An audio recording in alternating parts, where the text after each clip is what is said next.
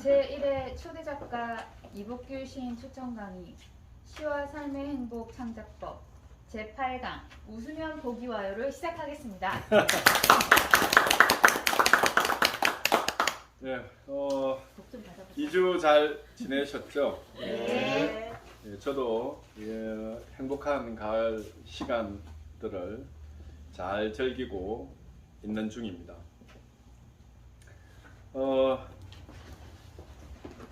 다시 한번 반복해서 말씀드리면 우리가 가르치고 배우는 일은 서로가 성장하는 일입니다.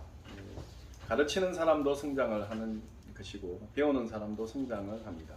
그래서 가르친다고 해서 교만하게 배우는 사람들을 무시해서도 안 되고 배우는 사람도 내가 낸데 라고 생각하면 배울 게 없습니다.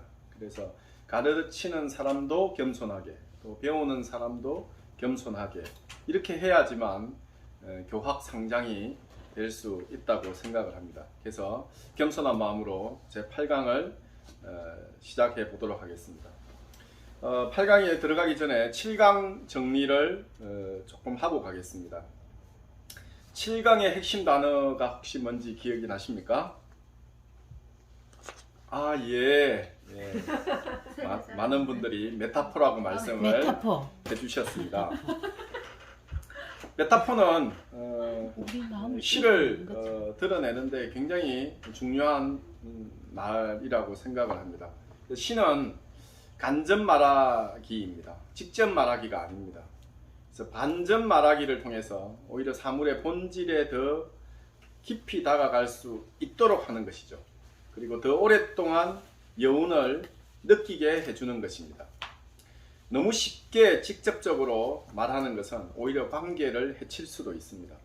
관계란 오묘한 것이어서 늘 생각할 수 있는 공간이 필요합니다. 나는 당신을 사랑한다는 말보다는 내 마음은 호수요 라는 말이 더 많은 생각을 하게 해줍니다. 꼭 시적 언어에만 메타포가 사용되는 것은 아닙니다. 부모가 자녀에게 말할 때에도 간접적으로 말하기는 훨씬 더 감동을 주고 더 오랫동안 기억하게 만듭니다.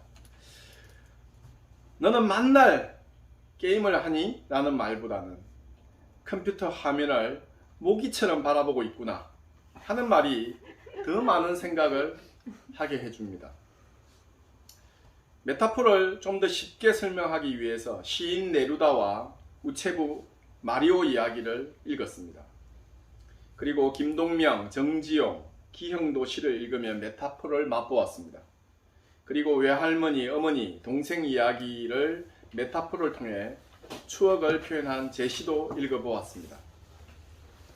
메타포를 쓰려고 하면 사실 창의적 상상력을 많이 해야 합니다.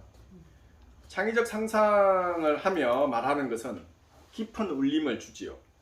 너무 많은 말보다는 메타포를 이용하여 더 효율적 말하기를 하는 것이 일상생활에서도 저는 중요하다라고 생각을 합니다. 그래서 여러분들이 너무 많은 말을 하기보다는 지금 내가 하고자 하는 말을 빗대어서 표현할 수 있는 그 무엇이 내 주변의 사물에 있는지 없는지를 한 번 더 생각하고 창의적 상상력을 발휘해서 말을 하면 훨씬 더 관계에도 더 깊은 울림이 있을 것이다 라고 생각합니다. 하물며 시를 쓸 때는 더 당연한 일이겠죠.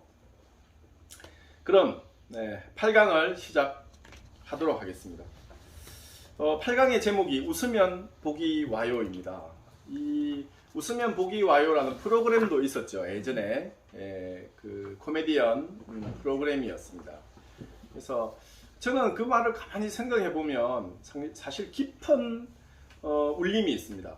웃으면 복이 와요. 그러니까 복이 와서 웃는 게 아니라 웃으면 복이 온다는 말이 사실 현대 의학에서 이것을 증명해냈습니다.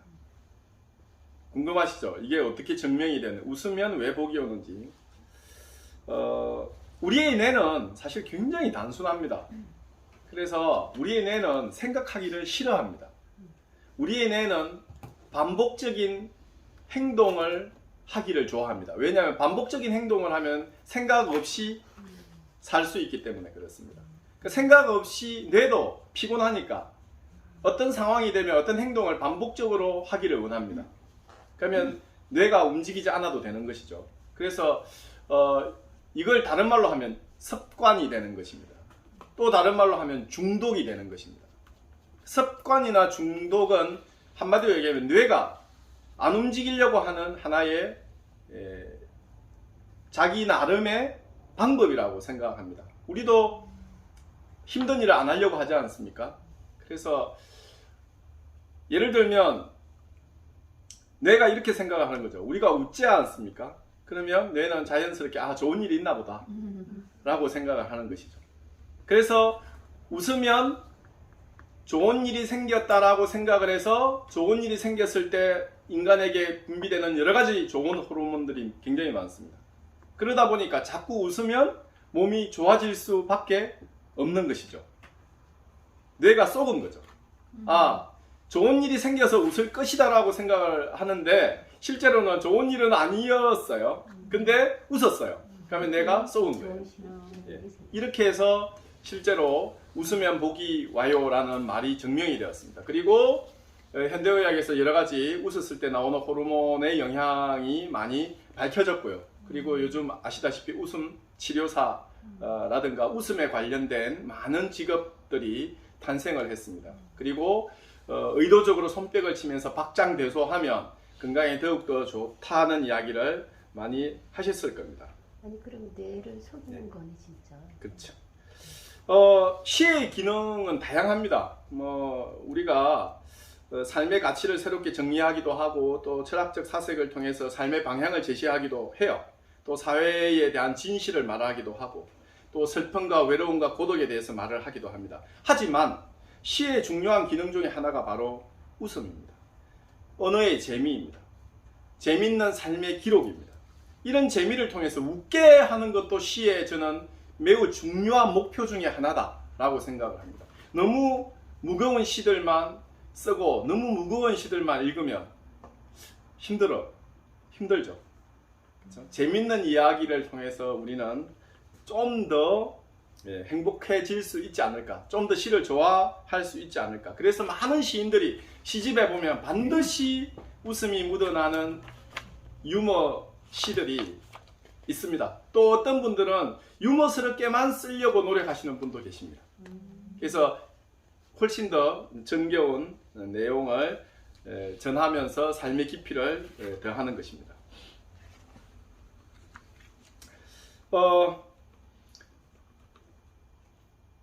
사람의 운명은 습관에 의해서 바뀐다고 하죠. 반복적인 행동을 하게 되면 습관이 곧 사람의 운명을 결정짓게 합니다. 나쁜 습관을 우리는 중독이라고 보통 표현을 하죠. 그래서 알코올 중독, 마약 중독, 게임 중독이라는 말을 씁니다. 그래서 게임 습관이라는 말을 잘 안 쓰죠. 그래서 중독이란 말은 똑같이 반복되는 습관인데 나쁜 쪽으로 우리는 습관이란 말을 쓰죠. 어떻게 보면 책을 읽는 습관이 길들여진 사람들은 책에 중독이 된 것입니다. 그러니까 저 같은 경우에도 그 머리가 복잡하고 뭔가 좀 힘들었을 때 시를 읽고 필사를 하면 그 마음, 힘들었던 마음이 싹 날아가 버립니다. 그래서 제가 하루에 보통 5편에서 10편 이상씩의 그 필사를, 물론 당연히 시를 읽는 숫자는 훨씬 더 많겠죠. 그 중에서 제가 쓰고 싶은 시들만 필사를 하기 때문에, 그러면 자연스럽게, 그러니까 하루에 어떠한 힘든 일이 생겨도 저는 그것을 뿌리칠 수 있는 습관이 형성이 되어 있기 때문에 사실 크게 스트레스를 많이 받지는 않는 것 같습니다. 그것이 결국 스트레스를 없애려고 하는 저만의 방법, 노하우가 있으니까요. 산을 좋아하는 사람들은 오늘 무엇을 할까 고민하지 않습니다. 산으로 가겠죠. 또 담배에 중독이 된 사람들은 힘든 일이 생길 때마다 담배를 필 것이고요. 도박을 한 사람은 도박을 할 것입니다. 그래서 우리는 이렇게 중독이 된 나쁜 것에 중독이 된 것보다는 좋은 중독을 스스로 만들기 위해서 굉장히 노력해야 되지 않을까. 그런 의미에서 어떻게 보면 우리는 반복적으로 웃는 것도 습관이라고 저는 생각을 합니다. 그래서 좋은 시들을, 재밌는 시들을 많이 읽고 독자를 웃기는 것도 저는 시인의 하나의 책임이다라고 저는 생각을 합니다. 그리고 또 은연중에 그런 시들이 많은 독자들에게 읽히고 있습니다.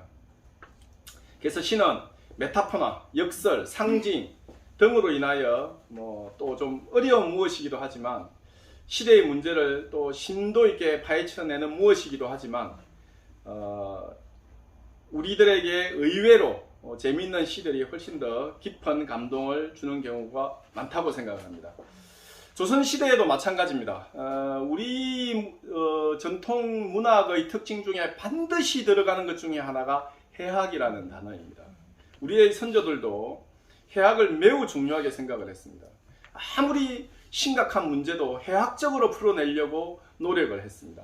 춘향전에 나오는 그 방자의 역할이라든가 향단의 역할이 해학적으로 풀어내려고 하는 하나의 노력이라고 보시면 되겠습니다. 그리고 탈춤, 양반전이라는 탈춤에도 보면 여러 가지 해학적 요소를 곁들여서 양반들을 놀리고 좀 더 재밌게 어떤 문제들을 풀어내는 모습을 볼 수 있습니다. 은근슬쩍 웃음으로 상대방을 조롱하고 강자들에 대한 아픔을 해학적으로 풀어냈던 것이죠. 아주 건강한 웃음이었습니다. 이런 재치발랄한 해학이야말로 우리의 삶을 더욱 윤택하게 한다고 생각합니다. 아직 그 여자친구가 없는 남자 또는 남자친구가 없는 여자, 나는 유머가 좀 떨어지지 않나 라고 고민해 보셔도 좋을 것 같습니다. 유머가 있는 남자와 여자는 매우 인기가 높죠. 그래서 특히 여자들이 남자를 선택할 때 돈도 능력도 중요하지만 이 유머가 있는지 없는지가 반드시 제가 보니까 들어가는 것 같더라고요. 그래서 고리타분한 꼰대보다는 유머가 있는 사람이 훨씬 더 상대방을 행복하게 한다고 생각을 합니다. 유머가 없는 사람은 너무 진지해서 무거워서 재미가 없을 때가 많습니다. 머리가 아플 때가 있죠. 그래서 삶이 제 아무리 힘들더라도 신나게 한번 웃고 나면 사실 별거 아닙니다. 연예인들 중에 요즘 그 이혼하지 않는 부부 때문에 연예인 아직까지 1호가 될 수는 없어라는 프로그램이 있죠. 그래서 이제 코미디언 부부들이 아직도 한 명도 이혼을 안 했다고 합니다.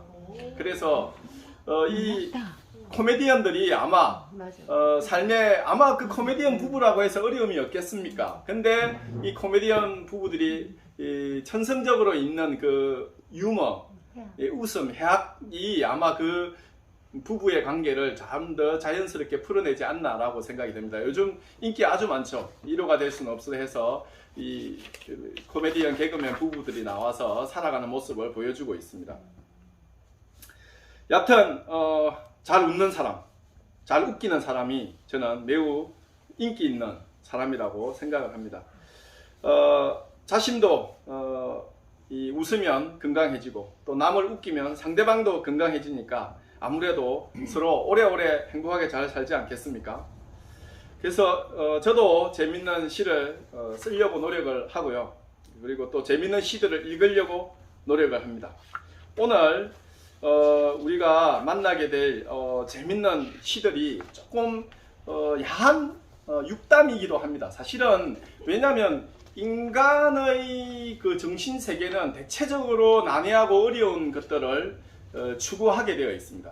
인간의 뇌는. 그래서 이것을 우리는 형이상학이라고 합니다. 근데 사실 우리의 몸이 없으면 우리의 뇌가 살아있을 수가 없지 않습니까? 그래서 사실 행위학도 매우 중요한 철학의 하나의 흐름이죠. 그래서 이런 육체적인 것들을 이용한 해학들이 사실은 조선시대부터 계속 내려와서 고금소총이라는 책이 있습니다. 이게 누가 지었는지는 모르지만 그게 오랫동안 전해져 내려와서 양반들의 보이지 않는 육담을 통해서 우리들에게 굉장히 해학적인 내용을 전달하고 있습니다. 그래서 인간의 본능적인 어떤 이런 부분들을 우리는 주로 감추려고 애를 쓰지만 사실은 인간의 본능적인 부분들이 오히려 드러내놓고 건강하게 웃고 나면 오히려 더 행복하지 않나. 그래서 정신과 육체의 아름다운 조화가 이루어지지 않나, 이런 생각을 한번 해봅니다. 먼저 그러면 이 김용호 시인의 우리가 저번 시간에 소개시켜 드렸는데요.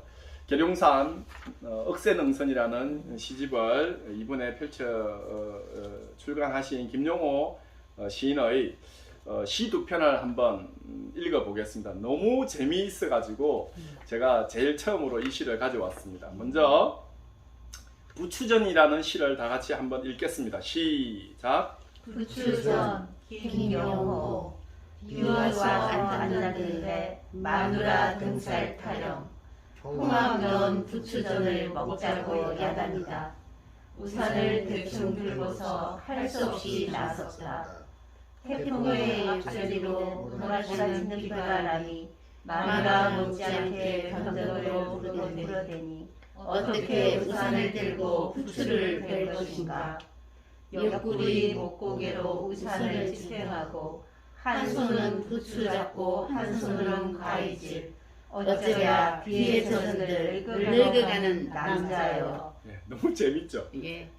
이 목에 이 우산을 끼워가지고 이래가지고 이 부추를 자르는 한 늙은 남자의 모습을 상상을 하면 너무 재미있을 것 같습니다.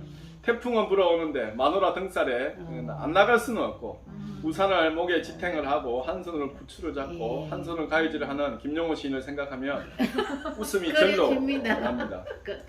예, 근데 비에 젖은들 어쩔 수 없이 나이가 들면 마누라 말씀에 순종하고 복종해야 합니다. 남자들이 젊었을 때는 큰 소리 치면서 살지만 이렇게 나이가 들면 애써 져주고 살면 훨씬 더 행복하죠. 대장부 김용호 시인도 이렇게 아름답게 노후를 맞이하고 있는 것 같습니다. 다음에 우리 한번 만나면 목에 끼우고 하는 모습. 그 다음, 뭐 하는 거야? 오빠라고 불러줄 때 김용호 시인 시를 다 같이 읽겠습니다. 시작. 오빠라고 불러줄 때 김용호 춘자는 오라버니라 예스럽게 부른다.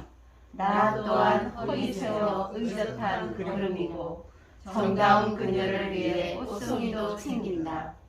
여기는 오락시라고 교활 말로 불러준다. 나란히 어깨에 붙여 글귀를 걷고 싶고 휘파람 높이 불면서 팔짱을 끼고 싶다. 희숙이의 오빠에는 쓸쓸한 곁에가 있다. 나 어찌 쓸쓸하지 않을 수 있으랴.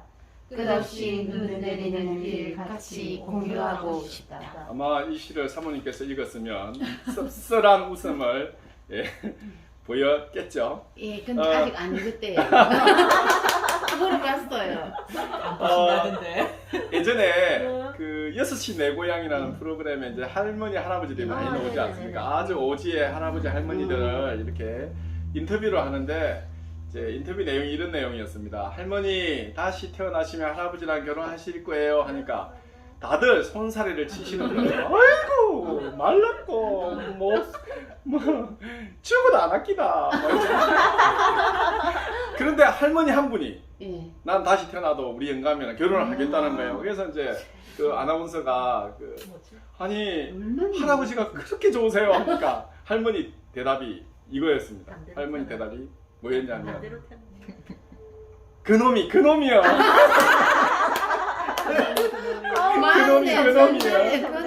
이놈이. 아, 그 듣고 제가 얼마나 웃었는지 모르겠어요. 그놈이 귀엽다. 이 김용호 시인도 역시 남자죠. 이 여자를 오라버니라고 부르는 이 여자도 좋고 오랍시라고 부르는 이 여자도 좋고 오빠라고 부르는 이 여자도 좋고 근데 또 이 여자에 따라서 이 김용호 시인이 꽃송이를 줬다가요. 그다음에 팔짱도 끼고, 그러니까 여자에 따라서 이제 마음의 상태가 달라지는 거예요. 그러니까 꽃송이를 챙기는 여자가 있고, 또 팔짱을 끼고 싶은 여자가 있고, 또 끝없이 눈 내린 길을 공유하고 싶은 여자도. 이 남자들이 이렇게 여자 욕심이 많아요. 김용호 시인도 뭐 아니나 다를까 오늘 아마 이래서 안 나오신 것 같아요. 제가 어떤 이야기를 할지 이미 알고 계실 겁니다. 그래서 근데 이렇게 솔직한 그 심정을 읽으니까 얼마나 재밌습니까?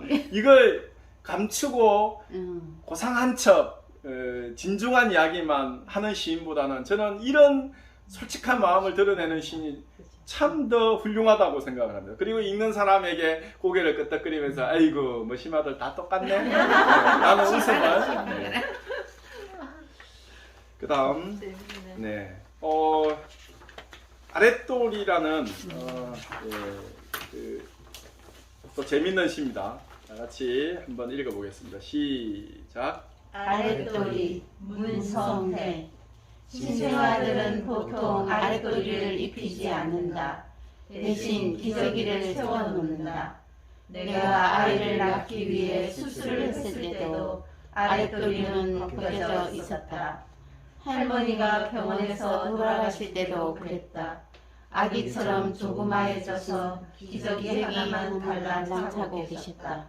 사랑할 때도 아랫도리는 벗어야 한다.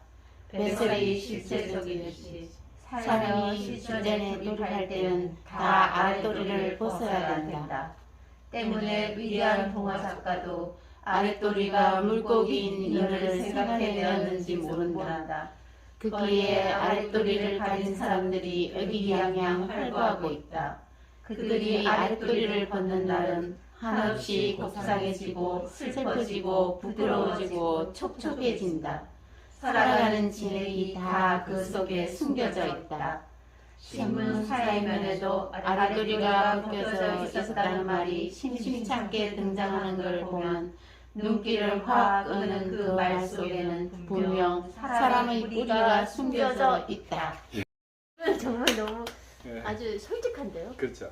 이 아랫도리는 인간의 육체적 욕망을 상징하기도 합니다. 어떻게 보면 인류의 미래는 이 아랫도리에 달려 있습니다. 왜냐하면 아랫도리를 사용하지 않으면 인류의 멸망하게 돼요. 어떻게 보면 우리는 멸종 위기죠. 감추고 있지만 이 아랫도리는 인간의 운명이라고 생각을 합니다. 종족 번식이 끝난 나이든 남녀의 아랫도리는 추해 보이기도 하지만 여전히 인간은 쾌락을 위해 늘 아랫도리에 관심을 가지고 있습니다. 늙거나 젊으나 마찬가지입니다. 종족 번식이 아닌 육체적 쾌락을 위한 도구를 인간만이 아랫도리를 사용하는 유일한 동물입니다. 우리는 주로 인간의 지적 능력을 드러내는 일에 몰두하고 있지만 사실은 아랫도리에 대한 관심은 늘 가지고 있습니다. 이런 솔직한 표현은 우리에게 의미 있는 웃음도 전달해 주죠. 늘 감춰오던 것을 직접 드러내며 신선한 깨달음을 주고 있습니다. 그 다음 코딱지라는 시를 한번 다 같이 제목이 신선하다. 신선합니다. 다 같이 읽겠습니다. 시작. 코딱지 김상배. 한밤중에 사람들의 눈을 피해 아들과 함께 전단을 뿌린다. 민주, 자유, 동지, 투쟁의 함성이 실린 그 시절의 부른 전단이 아니라 아내가 운영하는 글쓰기 학원의 광고 전단을 아파트 현관에 남몰래 돌리다가 그만 아들의 친구를 만났다. 아들은 괜찮다고 부끄럽지 않다고 했으나 그의 일을 마치려면 조금 부끄러웠다고 코딱지만큼 부끄러웠다고 고백했는데 바로 그때 아내의 친구와 마주치게 되었다. 나도 코딱지만큼 부끄럽고 그래서 아들의 코딱지가 얼마나 큰 코딱지였는지 알게 되었다. 사실 코딱지만큼은 매우 작다라는 뜻인데요. 근데 여기에서는 코딱지가 얼마나 큰 것인지 솔직한 아빠의 고백으로 알게 되었습니다. 사실 아빠는 조금 무능력한 시인인 것 같죠. 그래서 아내의 그 생계를 이어가는 아내의 모습을 아내를 도와주기 위해서 전단지를 뿌리는데 막상 아들이 친구를 만났을 때 조금 코딱지만큼 부끄러웠다고 자기가 아내의 친구를 만나니까 얼마나 그 코딱지가 컸는지. 그 다음에 목련꽃 브라자 다 같이 한번 읽어보겠습니다. 시작. 목련꽃 브라자 목표근 목련꽃 예쁘단데도 시방 우리 선의 아까슴에 번거는 목련송이만 할까 고 가시네 내 볼까봐 기겁을 해도 빨랫줄에 널린 네 브라자 보면 내 다 알지 목련꽃 두 송이처럼이나 눈부신 하얀 눈부신 저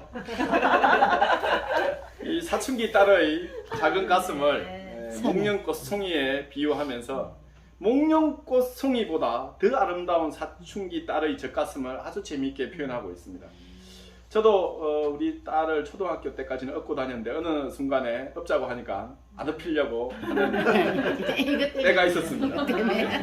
아마 이 목련꽃 송이 때문에 그랬던 것 같습니다. 아빠 입장에서는 딸이 한 여자로 성장하는 모습을 보면 얼마나 아름답고 대견스러운지 아마 딸을 가진 아빠라면 다 알 수 있을 것 같습니다. 근데 이 복효건 시인은 그 사춘기 소녀의 젖가슴을 목련꽃 송이에 비유한 게 너무 재밌죠. 그리고 그 애써 아빠에게 감추는 이 어린 딸의 모습도 너무나 재미있습니다.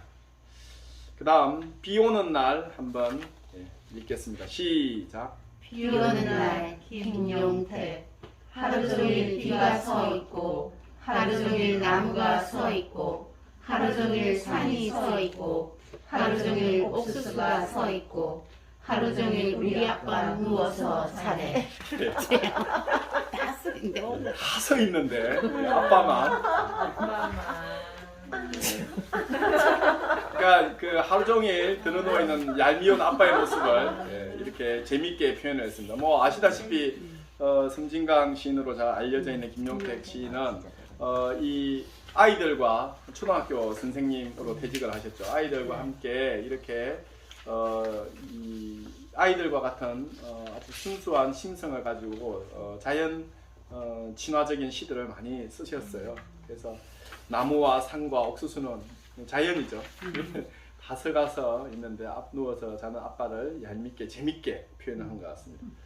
이번에는 폭설이라는 시를 다 같이 읽겠습니다. 시작. 폭설 오탁번 상동에도 만에선 눈이 내리지 않는 남도 땅끝 외진 동네에 은혜의 겨울 엄청난 폭설이 내렸다. 이장이 허둥지둥 마이크를 잡았다.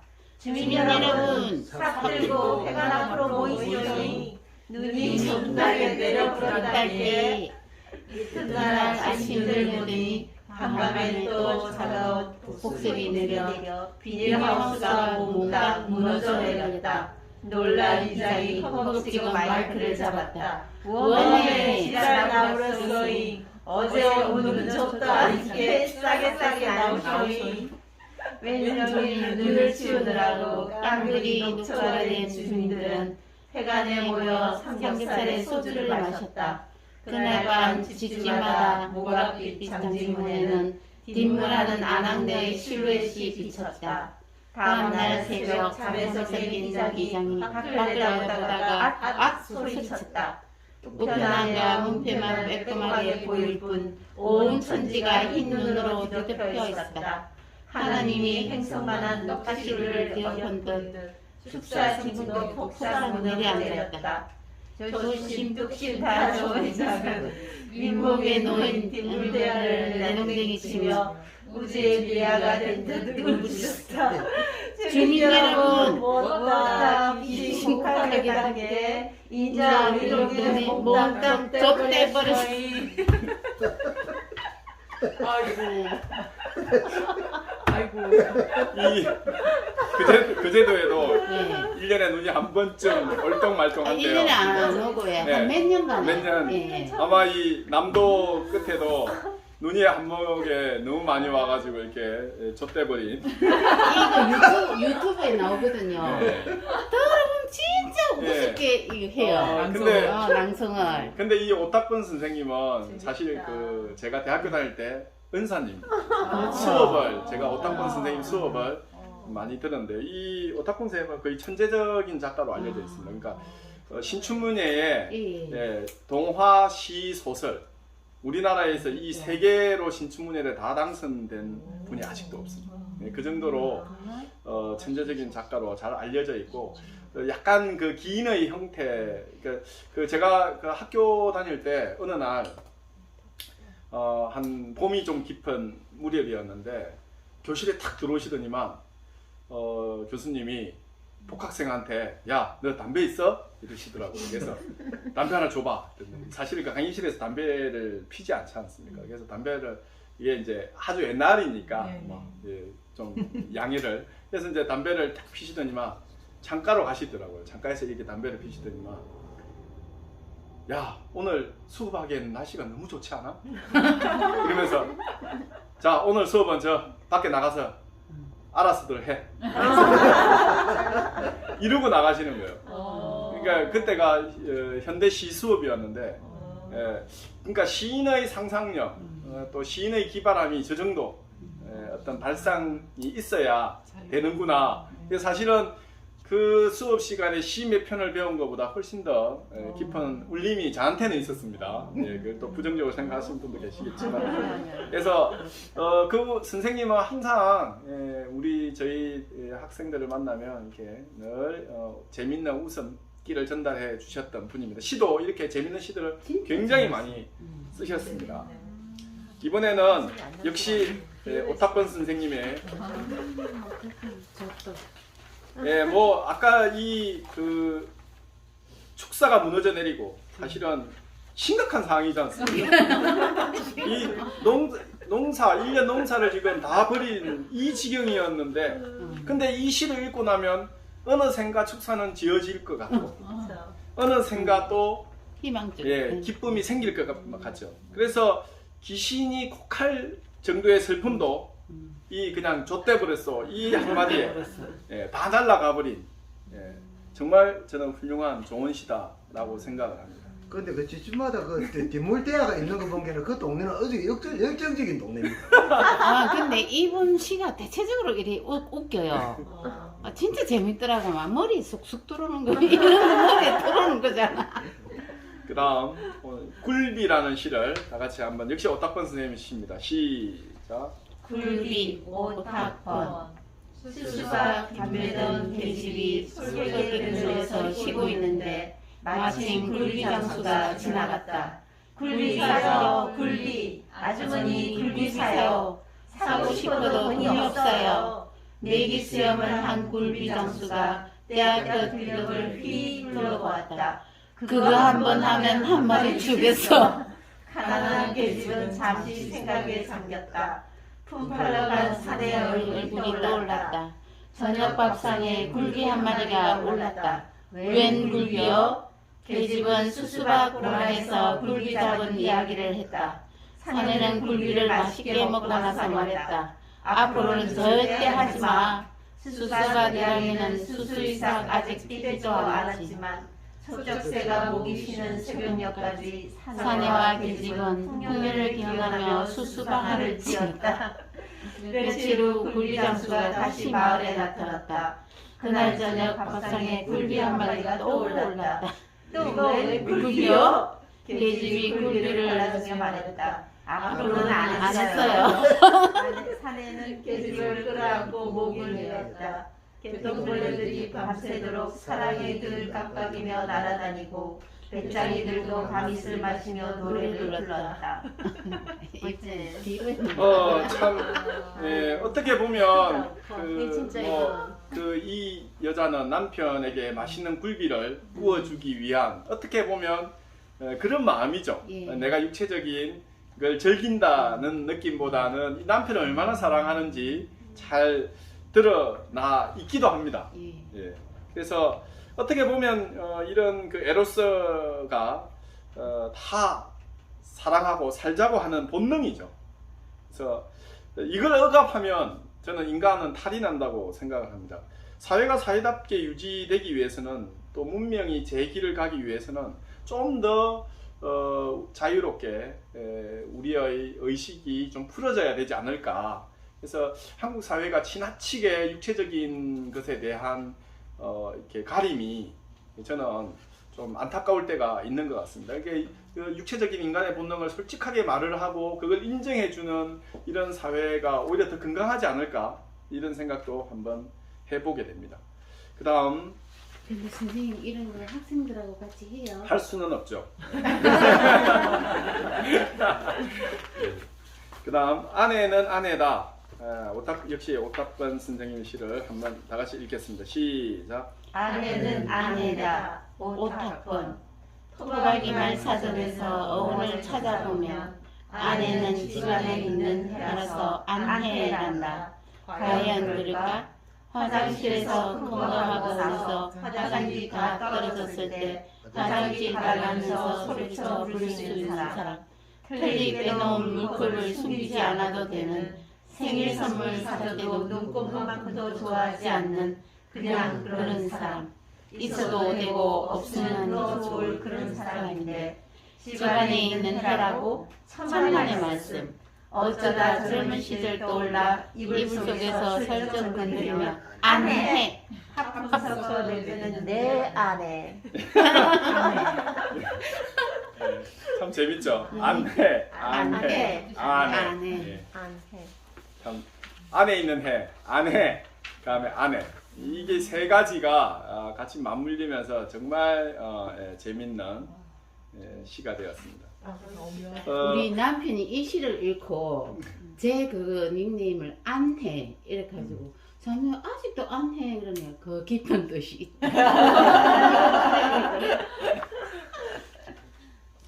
예, 일단 어떠셨습니까? 재밌죠? 정말 기분이 재밌어요. 좋아지지 않습니까? 네. 시는 이렇게 유쾌한 무엇이기도 합니다. 우리가 초기에 시를 쓰는 시인들이 대체적으로 뭐 무거운 이야기만 다루어야 한다라는 약간의 사명감을 가진 시인들도 있습니다. 이 사회를 문제를 좀 뜯어고치고 또 변화시키고 또 내적인 인간의 갈등과 고뇌를 표현하려고 하는 노력들도 하지만 우리에게는 이런 시도 필요하다. 그리고 살아가면서 우리가 하루 종일 무거운 문제로 살아가는 건 아닙니다. 또 산다는 그 자체로서 우리는 기쁨과 또 살아있다는 그 자체로서의 기쁨으로 우리는 시간을 보낼 때가 있습니다.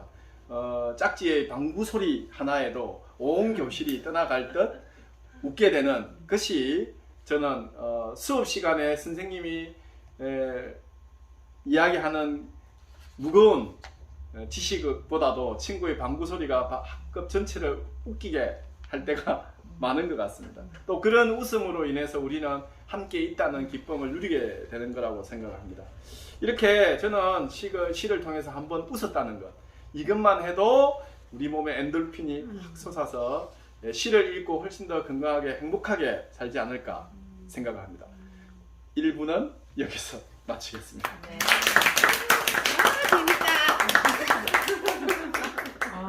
예, 대단하시네요. 10분 쉬었다가 2부 시작할게요. 자, 찬사하시고요. 네.